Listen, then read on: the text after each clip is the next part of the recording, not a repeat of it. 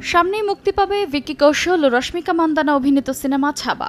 আর সেই সিনেমার প্রচারণার জন্য নানা জায়গায় ছুটে বেড়াচ্ছেন ভিকি ও রশ্মিকা। এবার সেই সিনেমার প্রচারণায় টলিউড পাড়ায় অনির্দিষ্টকালের জন্য কর্মবিরতির মাঝেই দুজন হাজির হয়েছেন কলকাতায়।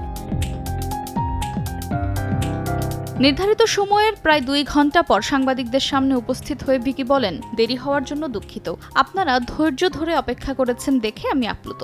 এরপরেই সবাইকে চমকে দিয়ে বাংলায় বলে ওঠেন, ট্রেলার দেখে গায়ে কাটা দিল, কলকাতায় এসে ভালো লাগছে। এই বছর ভ্যালেন্টাইন্স ডে নয়, পরিবার এবং বন্ধুদের নিয়ে আমার ছবি দেখুন। এছাড়া ছাবার জন্য 25 কেজি ওজন বাড়িয়েছি, 7 মাসের প্রস্তুতিও নিতে হয়েছিল বলেও জানান ভিকি। সম্প্রতি ছবিতে একটি নাচের দৃশ্যকে কেন্দ্র করে আপত্তি ওঠে, এ নিয়েও কথা বলেন ভিকি। জানান, দর্শকদের কথা মাথায় রেখে ছবি থেকে সেই দৃশ্য বাদ দেওয়া হয়েছে। অভিনেতার কথায়, আমাদের কাছে কোনো একটি দৃশ্যের তুলনায় সম্ভাজি মহারাজের গল্পটি দর্শকদের কাছে তুলে ধরা অনেক বেশি গুরুত্বপূর্ণ।